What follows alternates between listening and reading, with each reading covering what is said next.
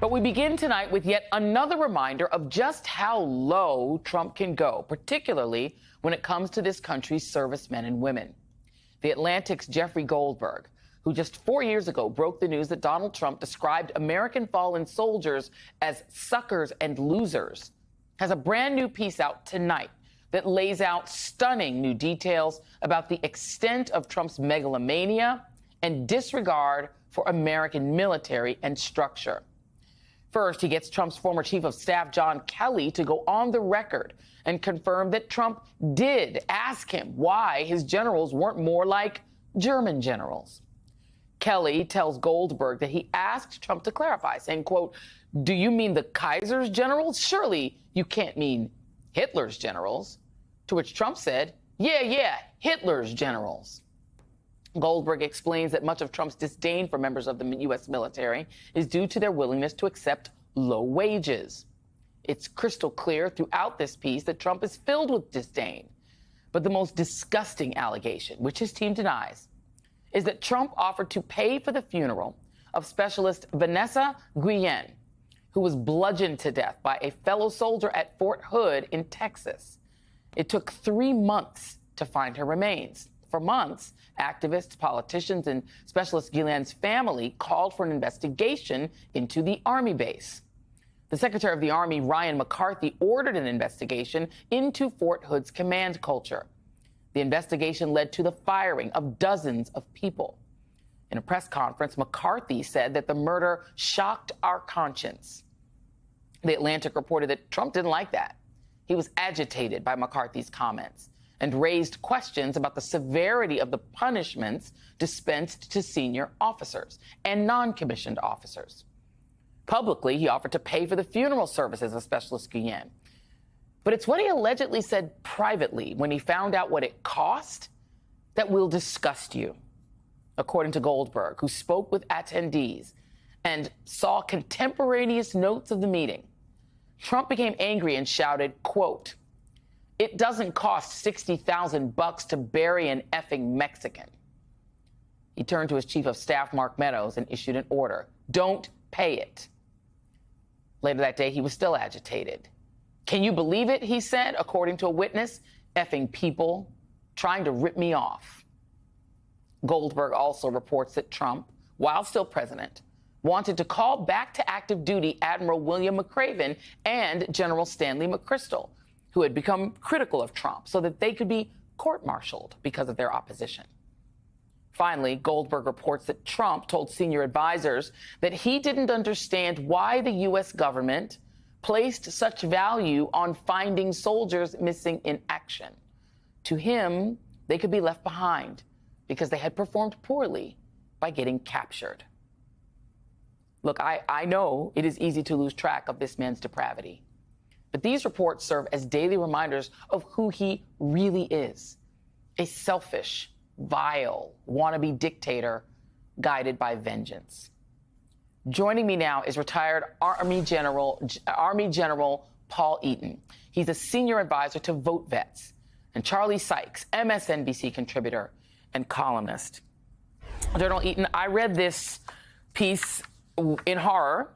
I want to read just a little bit more of it. This is how it starts. It says the personal qualities displayed by Trump in his reaction to the cost of the Guillen funeral, which he described: contempt, rage, parsimony, racism, hardly surprised his inner circle. Trump has frequently voiced his disdain for those who serve in the military and for their devotion to duty, honor, and sacrifice.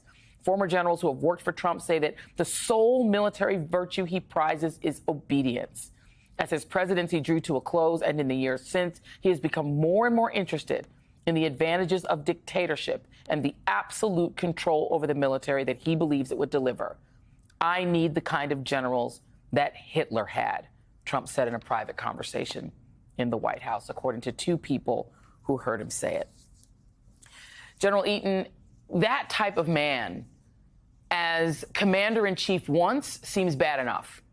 Your thoughts on what we learned in this report and the idea of him being commander-in-chief of the United States military again?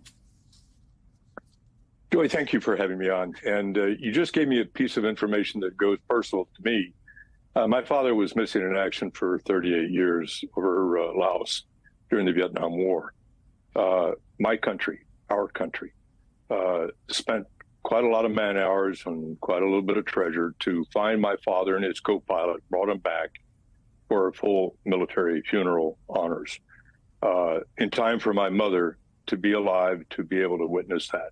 That was a big deal. And that's what we do. We don't leave men behind.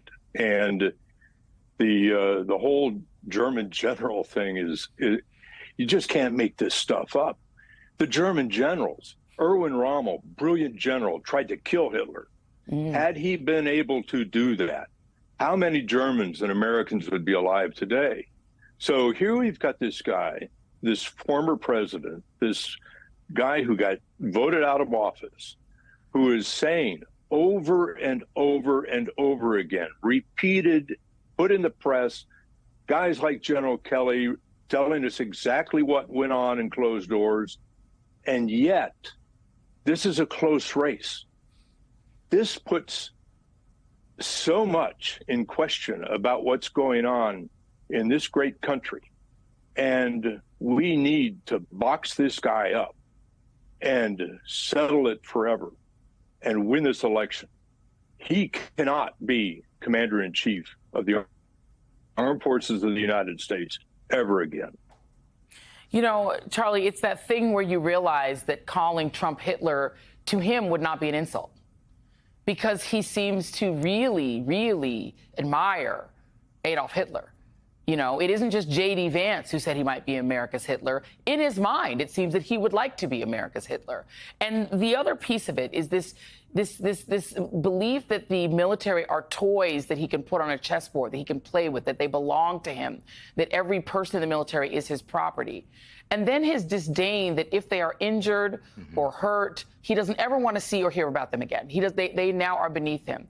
Why in the hell is any veteran, any member of the military, voting for this man who hates them? So this is one of those take a deep breath moments, because this would be breathtaking and disqualifying if we had not lived through the past 8 years, right? If we didn't know this was Donald Trump.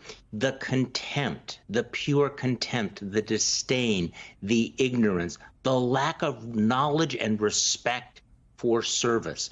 And, you know, go back to the beginning of all of this. Go back to 2015 when he was first asked about John McCain, when he said he didn't think John McCain was a hero. There's a through line. We know that Donald Trump, who tries to wrap himself in all of these symbols of patriotism and support for the military, actually has thorough contempt for the actual men and women who serve, that he's willing to throw them under the bus in this particular way. So this is one of those questions, and the general asked just, I think, goes right to the heart of it. 2 weeks from now, we're going to have an election. Are the American people going to look at this man and say, yes, let's put him back in power?